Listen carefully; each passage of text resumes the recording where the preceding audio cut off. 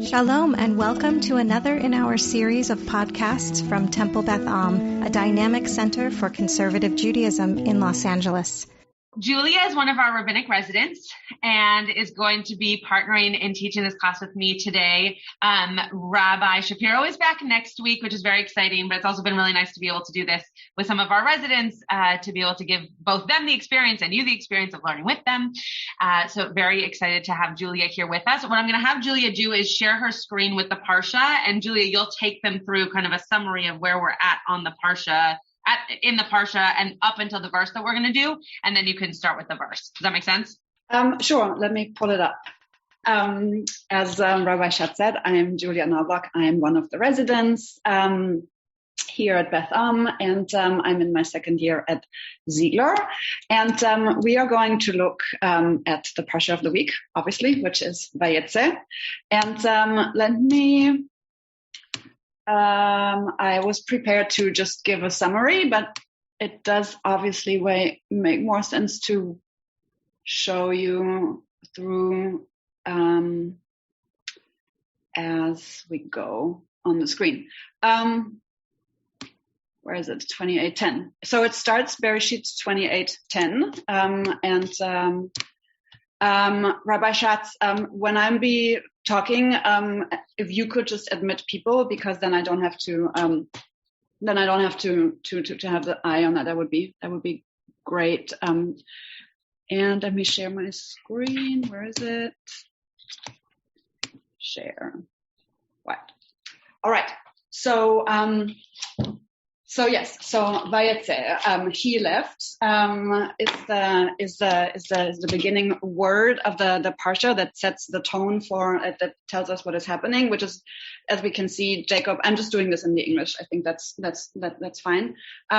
Jacob left Beersheba and he sets out for Haran, meaning he's leaving his family after he took the birthright and the blessing from Esau, and Esau is very angry, understandably, and he wants to kill him. And so Jacob flees to Haran, where his relatives are, namely his uncle Lavan, who we are going to meet pretty soon. But before he gets there, he stops for the night, and we're having here one of the most very iconic passages of the book of Bereshit, of Genesis. It's Jacob's dream. It's the ladder that he sees, the angels going up and down, and God appears to him in that place that he has chosen, where Jacob has chosen to lodge for the night, or to lodge, like he doesn't have a lodging because he left very hastily and didn't make travel plans. So he just lies down in the place, which has a whole different significance, which my drash that you can find in today's bulletin is actually about.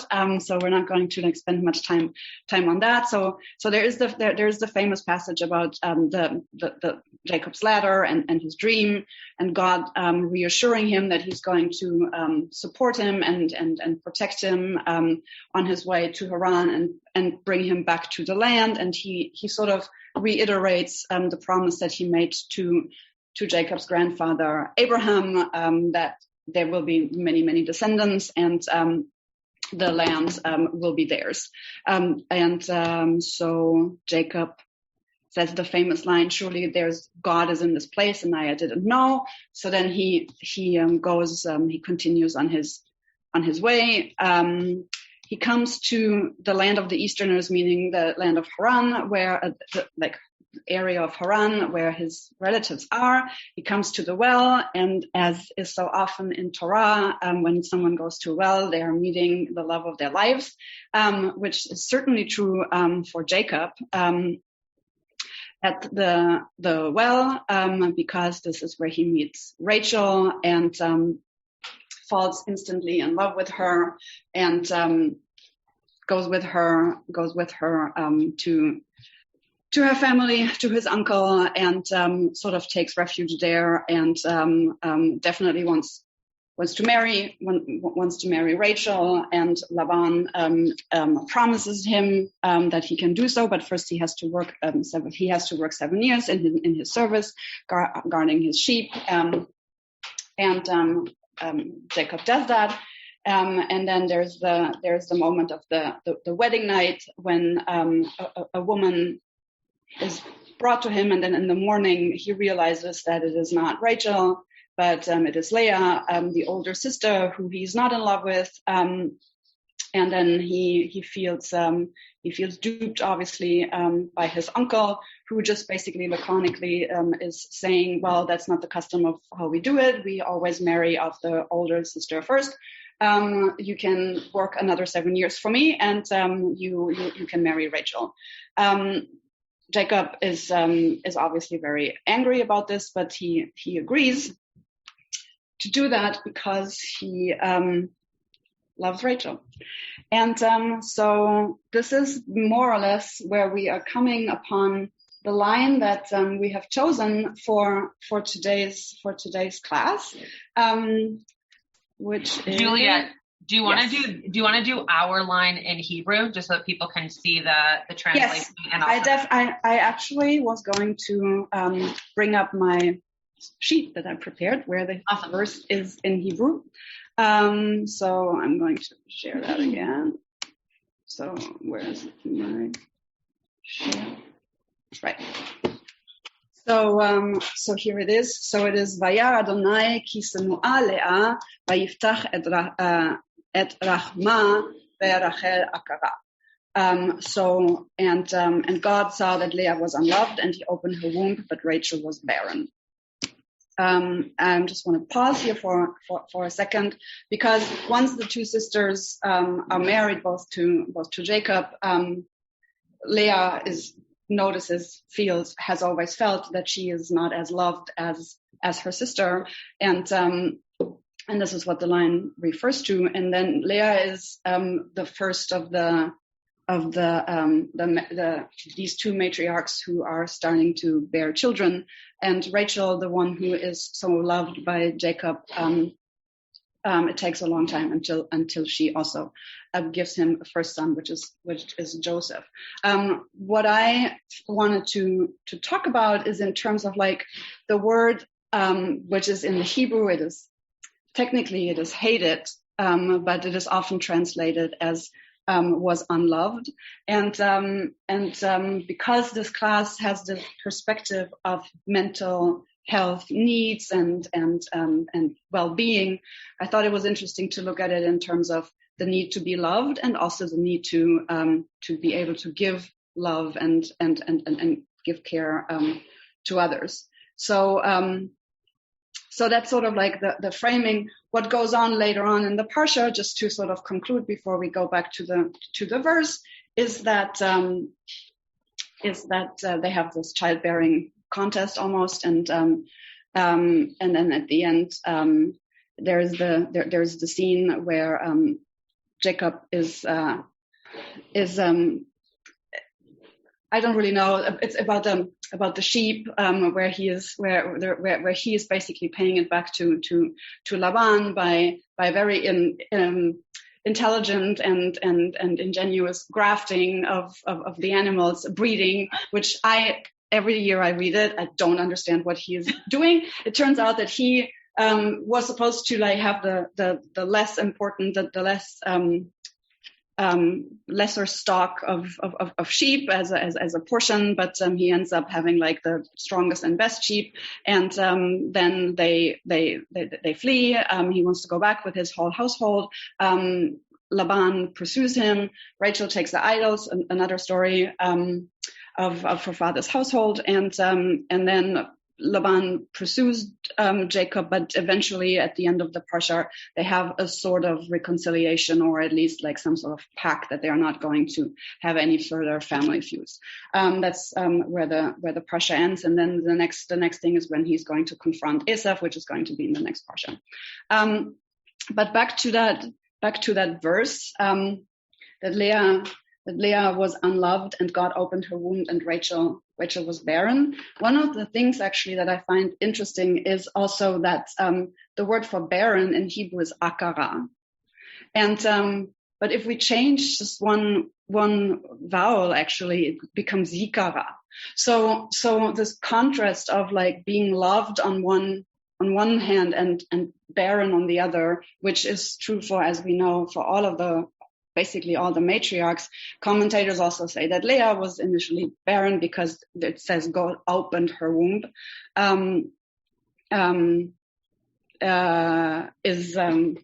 Is an interesting parallel. So the other thing also that is probably interesting to know, which some of you may be familiar with, but that the other Hebrew word that was interesting to look at is rachma, which is womb, and which also is connected, is the same root for mercy. Or maybe empathy, like God opening her womb has this sort of double meaning in terms of opening her womb, but also God seeing how Leah was unloved or hated, if one wants to say, that God opened her womb to sort of give her something to comfort her.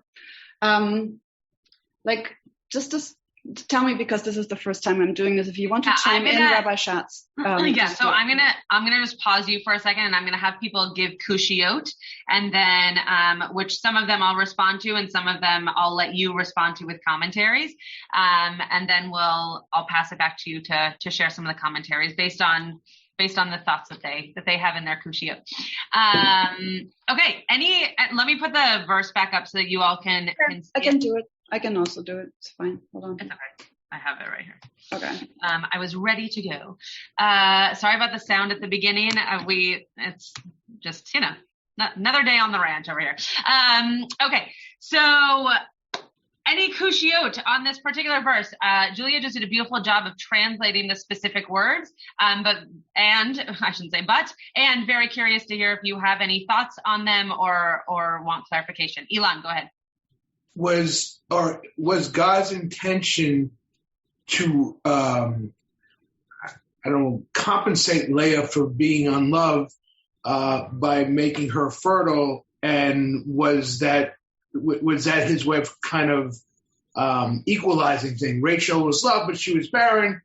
Leah was unloved, but she was fertile, and now things are equal. Yeah, so it seems to be that is definitely the case, especially because, and some of you learned this with me during the Handmaid's Tale class, especially because the words et ibaneh mimena, that I will be built up from my offspring, it definitely seems to be that this idea of being able to bring forth life into this world brings the opposite of a sense of loneliness, or in this case, being unloved, because your child will love you, right? Hagar has Yishmael, they go away together. So it doesn't matter that Abraham isn't allowed to love her. She now has a child who she can love and can love her back. So it does seem to be, whether or not that's God's intention or our kind of societal read onto it, it does seem to be that those two things are being used as balancing points to make things equal between Rachel and Leah. Yeah. Renee. So it's partly because you were bringing up the emotional and mental health relative to this. It seems to me, or I'm not sure if it seems to me, but is it that God is also, once again, putting together a scenario where trust is involved? Like, how much do they trust what God is doing? Where do you see trust in this line? Well, because they're saying that the Lord saw Leah was unloved, and so he did what he did. But then, while he was at the same time, he's also making Rachel barren. So, there's a whole trust issue between the two sisters.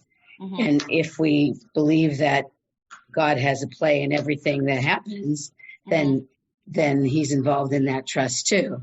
And, is Rachel going to hold out and wait the, 7 years because there's something that she'll get out of it or not? Interesting. I read it so differently, but that's a very interesting take on it.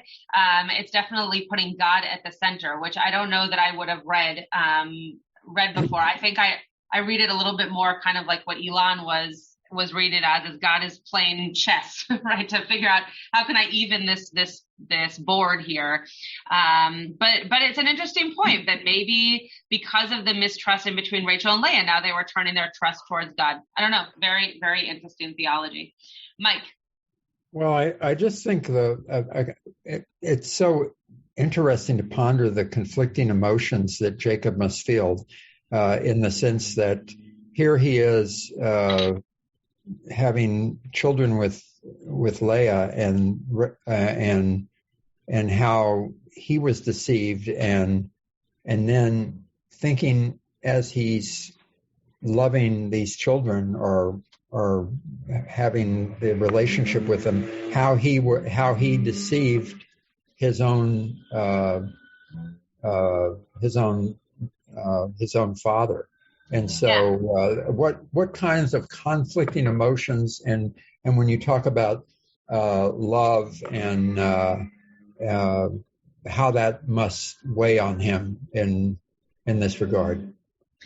Yeah, I mean, you're bringing up a point here that's a little bit more meta than just this one verse, but just this idea that there's so much conflict that is brought before and after, and we're seeing almost as like a familial trait, right? That you're going to pick and choose amongst your children, and Jacob does that even after he is duped, to use Julia's language, by Lavan for Rachel and Leah. He does that to his own kids when he has 12 to choose from, right? So there's a very interesting, and it starts obviously before Jacob too, where Jacob is the product of that. So very interesting, this general familial trait of tricking one another, which is obviously not something that we would hold up as a high familial value. Denise and then Bonnie.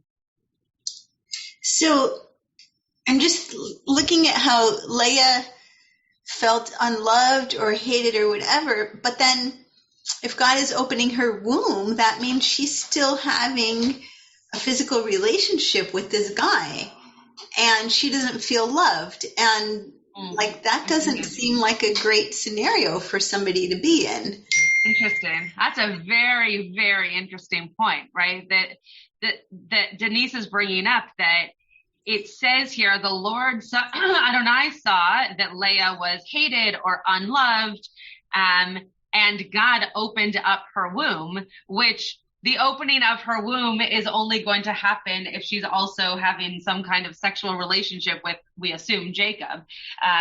So interesting that unloved piece is she, and actually I have a commentary on this that potentially could answer it a little bit, but was she unloved by Jacob? Was she feeling unloved, but that actually wasn't accurate to what was going on? Was she just like Elon was pointing out, is she just kind of trying to hold herself up against her sister, who is clearly being favored, right? But that's a very interesting point, and we could have spoken a lot about, how do we get ourselves into relationships where we try to make it seem like we are feeling something, even if we are not, and the consequences that lie in that. Okay, Bonnie, Rebecca, and Nancy. We grew in numbers with that comment, Denise.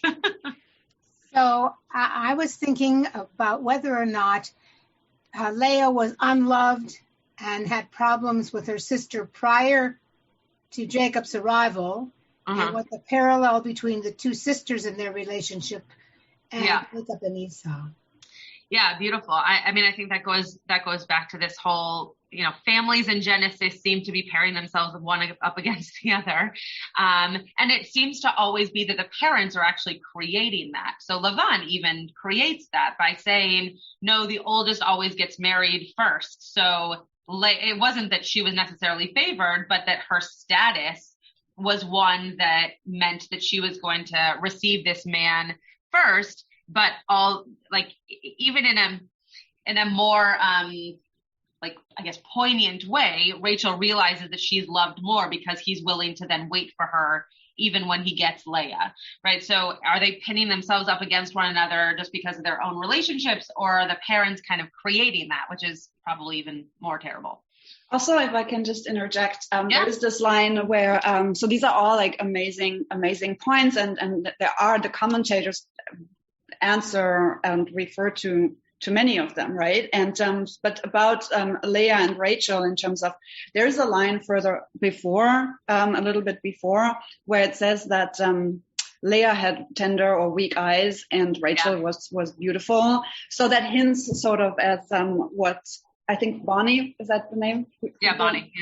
Yeah. What you just brought up in terms of there must have been some sort of, uneven feeling in terms of how they related to each other, which also has this commentary to it. I think it is Rashi who was saying that Leah had weak eyes, which are, the Hebrew is more like tender eyes, whatever that, you can go drash on that a lot too, because she was crying so much because she heard that Rebecca, who is Laban's sister, Jacob's and Esau's mother, that she had 2 sons, and that the older was always destined for the older sister of Laban, and the younger son for the younger sister, which the older would be Esau. So the commentators, some of them go there that Leah was afraid and sad that she was going to have to marry Esau, which then obviously didn't happen. But it's bringing me back to, and then Rebecca, I'll call on you. It's bringing me back to a point that we've heard a lot around Esther's death this week, that teens, and we have no idea how old Rachel and Leah were, but that teens often think of themselves as beautiful, or as, I'm just going to use the word ugly, though obviously I don't necessarily want that to be the word used, but just not as beautiful, I guess you could say, based on what they're seeing in other people, right? Which is kind of, I mean, we go down a whole rabbit hole about how social media therefore is terrible, and how you're seeing, and especially like living in Los Angeles and seeing bodies redone so that they can look the way that society thinks they're supposed to look. But as Julia is pointing out, who got to decide that in the Torah it was written that Rachel was beautiful and Leah wasn't? Was that how they thought of one another, or is that what someone else decided about them, right? And just that's its own mental health conversation right there. Like, what does it mean for somebody to consider themselves, or to be considered and know that they are beautiful, and that the other one is being compared to them as less than, or just different than. Anyway, I wanted to point that out. Okay, Rebecca and then Nancy. So most of what I wanted to say was sort of what you had just, what Bonnie said, and a little bit, of the comments to Bonnie's remark. But I just sort of wanted to kind of maybe sort of sharpen it. I mean, by taking this sibling rivalry that probably existed because of either, the age difference, the looks, just because sibling rivalry always exists, and then reinforcing it by forcing the 2 daughters to basically be in the same relation, in sort of the same family. Whereas, I have 3 kids, and I know one of the main things we always tried to do was not have them, going to the same after school class, or just so that there is, so that when they leave home, they can drop that the roles that they have at home. And it feels like you're just reinforced in that way. Definitely. And I think that I don't have sisters. We have very close family friends who are like my sisters, but it's never the same as when you actually have blood relatives who grew up with you in your home. I know that Bonnie has 3 daughters, so I'm sure she can nod along with the statement I'm about to make. But I think that for sisters, it's all the more so, right? That women, it's not just the invention of social media that has made girls look at one another and define themselves based on what they think is supposed to be pretty or not. But the fact that these 2 sisters were also in the same relationship, as opposed to maybe a sister and a brother, or 2 brothers, which comes with its own complications, obviously, but just that same gender piece, and we're supposed to want the same thing, and we're supposed to look the same way, and we're supposed to, that those supposed to's, right, they really pile on, and that becomes something that is probably adding to this snua piece and this, ahava piece, which isn't a word in this sentence, but is adding to those differences for sure. Nancy. Right. So again, most of this has been discussed, but I was really curious, was Leah unloved because of the deception? Was that the reason why? Or again, just like Julia had said right before, I think it's so sad that all we learn about her is her weak eyes. Right? We don't know if she's unloved because of her personality that didn't, click with hers. It's just, she has weak eyes. And it's like, am I assuming that's why she was unloved? Or was it the whole deception thing that was just, I didn't get what I wanted, so now I can't love you? Right. Yeah, it's interesting also when, when we think about how important it was to be, I talked about this a little bit last week, just in terms of your station, right? Like if you were the older child, you were supposed to receive certain things.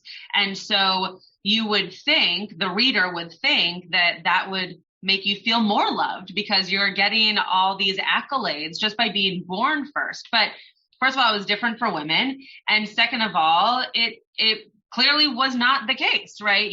There were still pieces of your legacy that even if you were the oldest, you might not be happy with the way that your life turned out. And again, I think it was different for women, but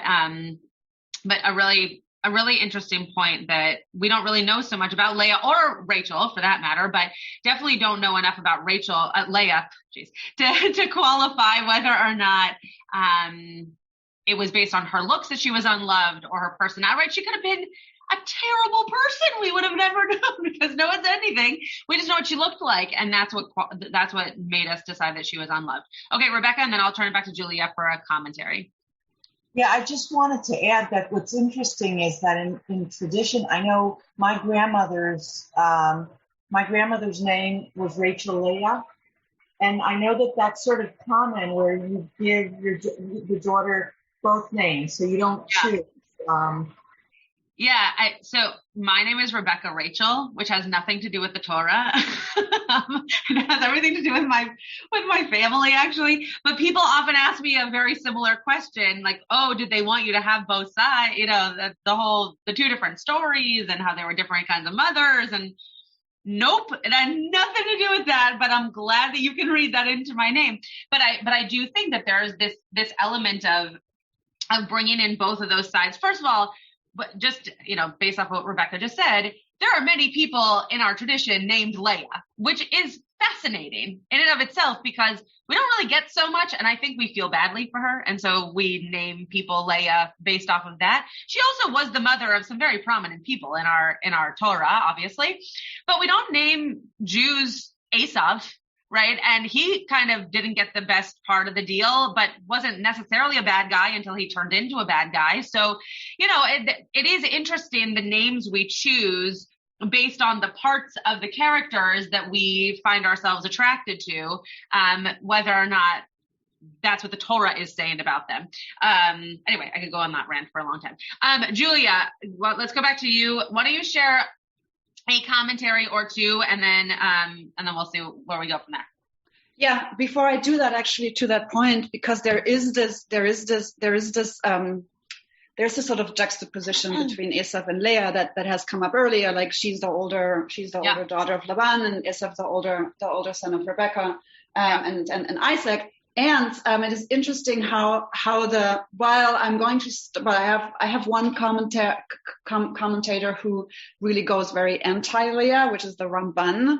But interestingly enough, many commentators and also Midrash is actually taking a lot of compassion on Leah. Other than, they could have also gone that route with a few commentators go, sort of like, she was hated because she deceived Jacob and she just deserved it, and like all this stuff, like no compassion. But interestingly, the traditional midrashic approaches about Leah are not that, but it's sort of like siding with God in terms of, God saw that she was afflicted and he wanted to do something, and also in terms of wanting to be loved.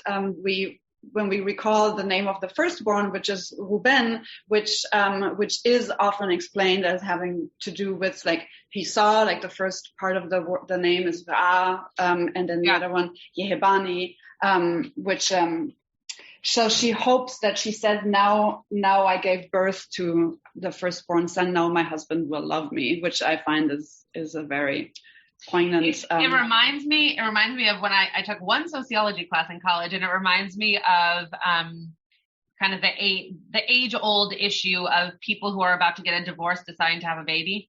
Yeah. Because they think that maybe that will bring them closer, and therefore they won't get a divorce, right? That's somewhat what Reuven's birth reminds me of.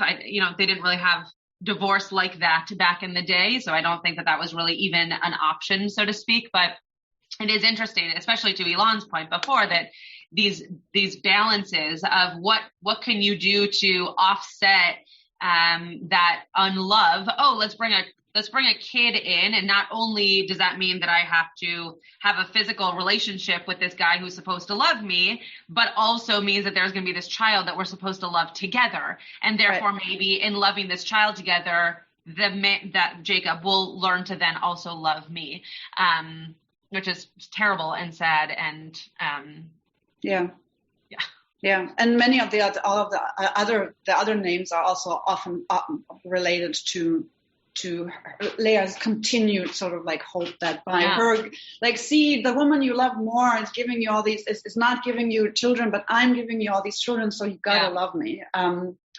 Anyway, the Ramban, to go back to the commentators, and again, I wasn't entirely sure about the format, so I just put this in English because I thought we were going to look at it mostly.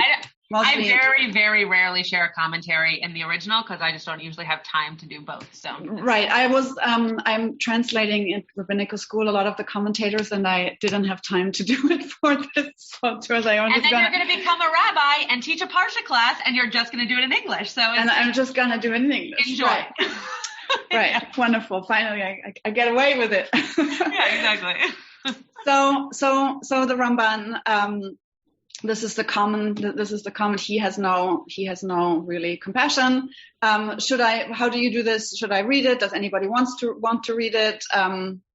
It's a longish, but for the Ramban, it's actually quite short. Why don't you read it? And while you're reading through it, why don't you describe along the way why you picked this one? Yes, well, I wanted to give an overview of different approaches among commentators, how they explained it. So I picked this one because it goes into the direction that our conversation has not gone, like we have, and like most other commentators are trying to see that have compassion for Leah, but the Ramban doesn't, because he says, now Leah had deceived her sister and also Jacob. For even if we were to say that she showed respect for her father, meaning that there is this, one can explain that why didn't she say anything when she was brought into the tent? And even though, of course, from our modern point, which is not always helpful, but I can't help to not say it, is that one would assume that Jacob would have recognized the subject of his love and desire, but that's a whole different story. So who took her, so she showed respect to her father, who one would assume she didn't really have any saying in this scheme that Laban was playing. But the Ramban says even that doesn't matter, because she was not rebellious against her father. She should have, by word or sign, indicated to Jacob that she was Leah. And all the more is this so, since she feigned herself all night to be another, which was the reason why Jacob did not recognize her until he saw her in the morning. It was for this reason that Jacob hated her. But God, knowing that she did so in order to be married to the righteous one, so this is sort of like where he is turning a little bit away from okay, so she wanted, Ramban has less compassion with Leah than God, obviously, but he tries to make it have a reason, because she wanted to be married to the righteous person, and not, this goes back to the conversation about Leah was afraid all her life, basically, that she was going to have to marry Esau. So she wanted to marry Jacob, the righteous one, and God had compassion on her. And then he quotes a midrash, Bereshit Rabbah, when Jacob saw the deeds by which Leah had deceived her sister, saying when he realized that she had wanted to be married to him, he decided to divorce her. But when the Holy One, blessed be He, remembered her by giving her children, Jacob said, "Shall I divorce the mother of these children?" Rabbi Schatz, going back to what you raised from the about trying to save a marriage, well, save or not, they stayed married, and this is the meaning of the expression, and the Eternal saw. That's the beginning of the second half of the line. He had compassion upon her so that Jacob should not leave her. And then I left out something, and just went back. The last thing is that the Ramban says Leah, however, was ashamed of the matter, and so God saw her affliction. So for the Ramban, it is also important to sort of like see that Leah, like he says she did something wrong, but then God saw her affliction because she sort of repented or was ashamed or like sort of like, regretted that she had been part of this scheme. So that was the Ramban, which I found interesting, surprising in the way that he was so stern in his judgment. I had not expected that. And with him is Sorno, the Italian commentator, who comments on the second part, Vayiftach et Chama. And Yaakov had thought that the reason Leah had been willing to deceive him was because of her awareness of her barrenness. She remained in such a state until God took pity on her and opened her womb. So he doesn't comment on she was unloved, but he comments on God's opening her womb, and it's a different. It is also not in compassion for Leah, but it is a different take on what happened, why God opened her womb, and that's why I chose that one. I don't know. Do you want to jump in? We can just see if there are other people who have comments on it, and then I'm happy to jump in after if there. I have two others. I have two other ones that are more in favor, but we can go back and forth. Yeah, sure. People have comments on this one, and then we can look at the other two. If not, and then we can go on. Yep. Anybody have any comments? Yeah, Elon. I find it interesting, and this is something I find interesting with Yaakov as a character, and the rabbinic perspective on him, and it's highlighted by the commentary in the Ramban, is that he seems to get a kind of a free pass on a lot of things. So even here it says, so he can marry Jacob, the righteous one. I mean, right. Jacob to me is neither a great guy or a bad guy. He's okay. He's got some good qualities. He's got some bad qualities, but the rabbis never seem to really nail him on his bad qualities. And I also think that Yaakov lacks a self-awareness. At no point does Yaakov see this as,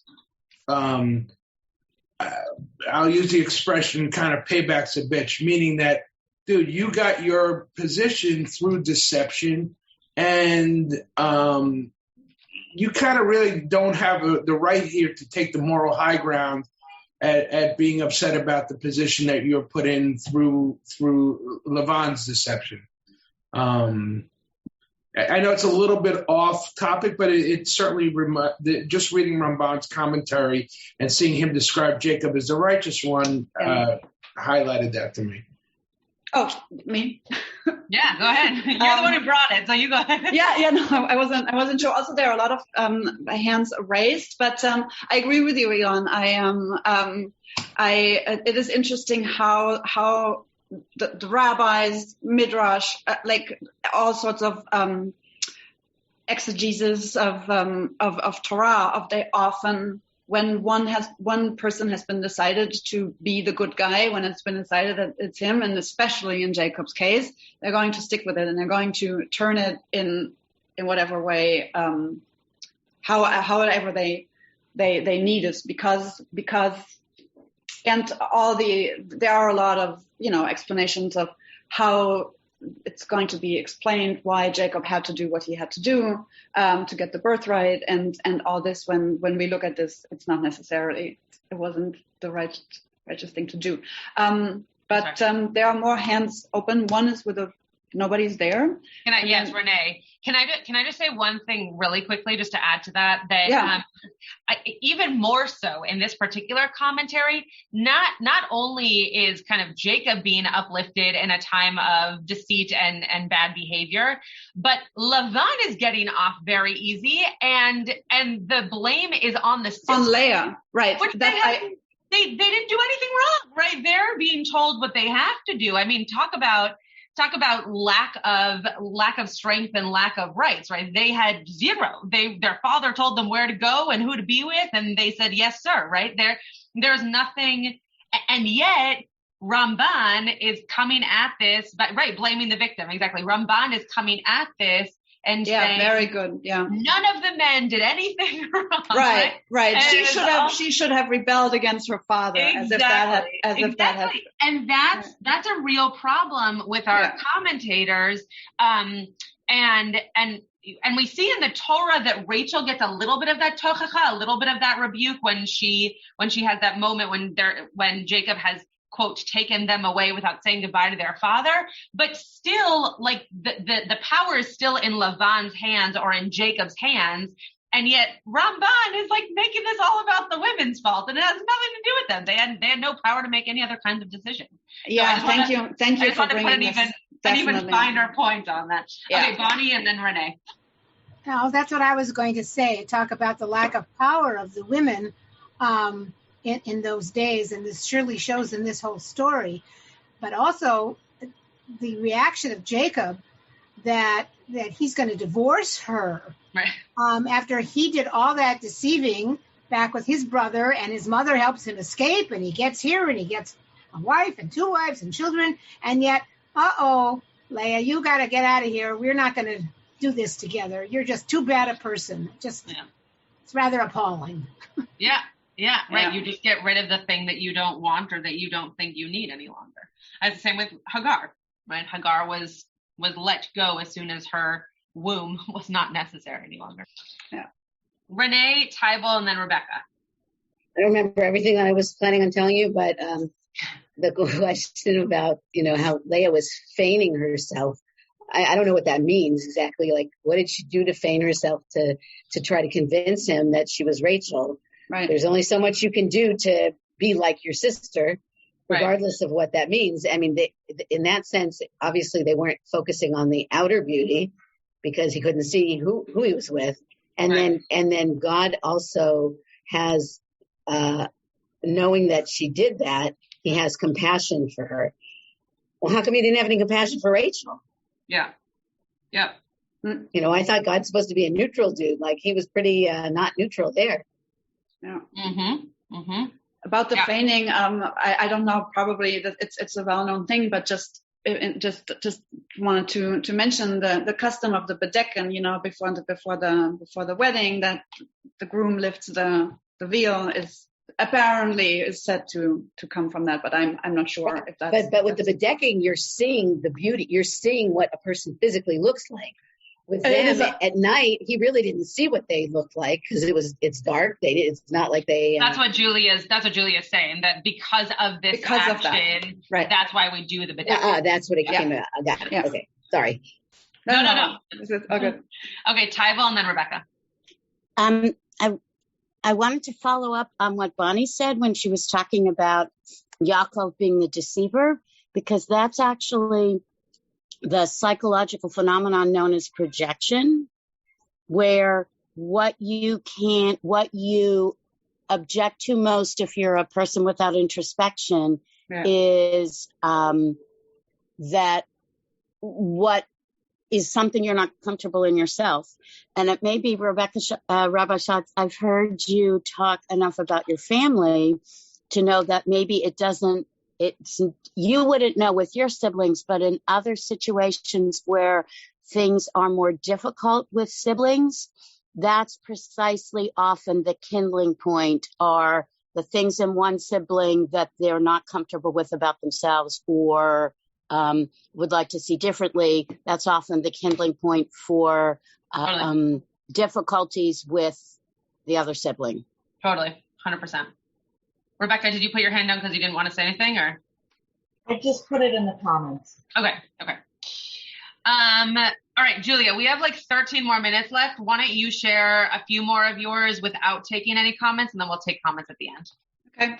So I have these two ones that speak a little bit to what the group has been saying, sort of like echoing more that side in terms of trying to understand and have compassion for Leah. And I just wanted to share so that HaChaim, who is from Morocco and later in the land of Israel and Palestine and Jerusalem, he says that God saw that Leah was hated. The Torah tells us here that only God was aware of the fact that Leah was hated. She herself only felt that she was not beloved, as we shall explain by examining her own words presently. In the Midrash, Bereshit Rabbah sees in the word Sinuah merely an allusion that Leah had been slated to become the wife of Esau, which is what I was sharing earlier, who was hated. And accordingly, Leah is here called by the name of the husband originally intended for her. So he links it with the whole Esau story. And if Leah had not produced children, the people would have seen this as a proof that she was not meant to be Jacob's wife. So that's very interesting, I thought, at this reasoning. This is why God opened her womb and granted her children. The Torah goes on to say that Rachel was barren to indicate that it was hoped that by making Leah fruitful, Jacob's hatred towards Leah would abate. These kind of motivations will have come up in our conversation as well, when she could give him children, whereas Rachel apparently could not. And the French commentator, the Radak, says that Jacob did not hate her. In fact, he loved her. However, seeing that he loved Rachel better or more differently, it appeared as if he hated Leah. And we find a similar situation in Deuteronomy 21:15, where the Torah speaks about a husband hating, in quotation marks, one of his two wives. I didn't find it too similar, but it is similar in that it uses the same language, and it is about that if the less loved wife has the firstborn son, even though it is the child of the less loved wife, this firstborn son has to be treated. There's no way that anything can be taken away from him because he is not of the more loved woman. The meaning is that God, the wife, he prefers God, who knew the true state of affairs. What's their perception of her husband's feeling toward? What's their perception of her husband's feelings? I think it just got cut off. I guess, yes. Sorry. And then he continues. These are two things that actually would belong together. And then he opened her womb. And he also says that she must have been barren before. So, so those are like the two who were looking at if Leah at all had any agency in the story, which is, I think, highly debatable. They're trying to sort of like put this into, and also like saying that she wasn't really hated. This second commentary is so terrible. I mean, it just like there's something I could really imagine Rabbi Shapiro bringing this and be just like jumping down his throat about this one. The fact that this is a commentary that basically is saying, no, he didn't hate her. It's just that when he saw another woman, he realized he just loved her more. Okay, well, that seems to be splitting hairs, because what she back to your topic, right?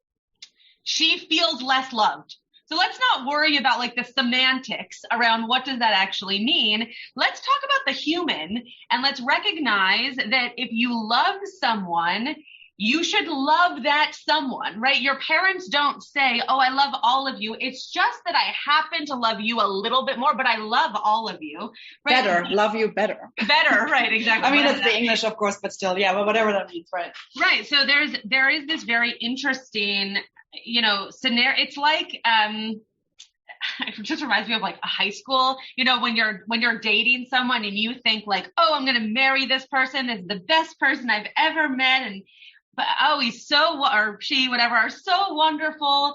And then they see someone else who's, new and shiny and exciting. And all of a sudden it had nothing to do with you. It was just like the excitement of being in a relationship.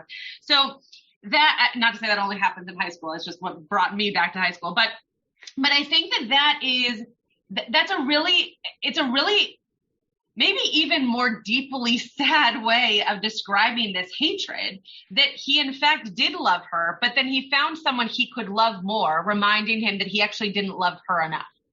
And that though not how we would define hatred, I could imagine being the person feeling like that is hatred. Like, oh, so you don't love me as much as you love her, so you must then hate me, right? Which is not what he's saying. He's just saying, I love someone else more, which we all understand what that means, but it's a painstaking, heartbreaking statement to make. And Rabbi David Kimchi really yes, found it out for our heartstrings, I guess. I mean, we know there's no real. I mean, all of that for sure. Like what it definitely does is, I think is that it sort of shows us how terribly lonely and sad Leah must have been in this whole constellation. I will play, as I say, devil's advocate or throw a wrench or whatever, which doesn't take away anything from what you were saying, and it doesn't make Leah's feeling less sad and poignant. One could also say,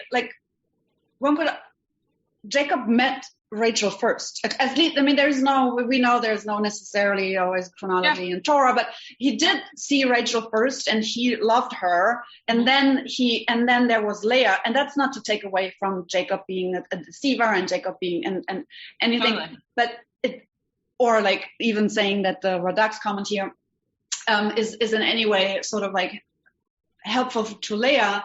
And I want to add that no matter if she had been loved more before, or he had seen Rachel but loved her before or after, the fact that she is in this marriage, giving one child after the next, still not loved, like knows that, yes, he has relations with her, he sleeps with her, he procreates with her, but she and her children are not as loved. But it continues through the children, right? Like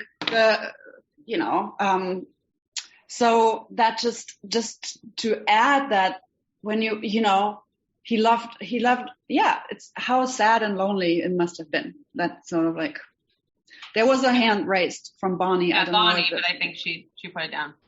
It's on a little different tangent. They've used, here Radak does the same thing as I forget who did it before about her being barren before. And again, it seems like, blaming the victim. First of all, how could they know she was barren before? Was she married before and didn't have children? Right, exactly. I mean, it just seems to me that this is a very anti-feminist section. Totally. I mean, I think that, unfortunately, I think most of the Torah is anti-feminist, but yes, no, this is definitely a section in which not only are we not lifting the women up, but in fact, we're putting them down, and we're making them seem as if they are only useful for their womb, which even with Rebecca and even with Sarah is not the same, right? We know that they want children, and we know that they feel like for their relationships and for their husbands, they need to have children, which is an element of this for sure. And it's still not the same as Elon pointed out to us before. And I keep this image in my head of this balance, right? It's not the same as saying, well, the opposite of unloved is give me a kid. Right. Right. It's still, and that's really like much more anti-feminist than the other characters, which, are not, strong feminists in their own way at all, but still playing with this idea that Leah is really only a womb in this story. To prove that, she's worthy of having Jacob's children. Like that. Correct. Yeah, exactly. Okay, Nancy. Okay, it just makes me wonder, going back to the other class, whether, Margaret Atwood had read any of these commentaries, which is why it was really important for her to name her training center, the Rachel and Lisa Center, where only, your only worth is having a womb and producing children. Yeah. That's great. Yeah, I'm for sure. And interesting. I think Rabbi Klinkfeld and I will talk a little bit more about this when we do our teaching next week. But interesting that that this seems to be, and potentially because of Leah specifically, but this seems to be really where the Handmaid's Tale comes from, especially, she does call it the Rachel Leah Center, as you're pointing out, but also just the idea that it is so centered around the birthing of children as opposed to the relationship. Which Hagar at least has elements of that relationship. As those of you who learned with me know that, this status piece of her moving from a shivcha to an amma is very interesting. All of those things are very different than what we're getting here in Rachel and Leah. So hopefully we'll go down even more that path, Nancy, next week with Rabbi Klickfeld. Julia, do you have any thing you want to bring together for this? Sometimes I say to Rabbi Shapiro, do you have a bow? And usually he says, Rabbi Schatz, why don't you give us a bow? But I'll give it to you. I don't have a bow. I'm always a bow. Okay, that's fine. I don't, but I really thought it was very interesting how the conversation, but what people brought before we looked in the commentaries, Yeah. how it everything came up that the commentators mentioned, in one way or the other. So I really think that we in this short time we explored it from different perspectives.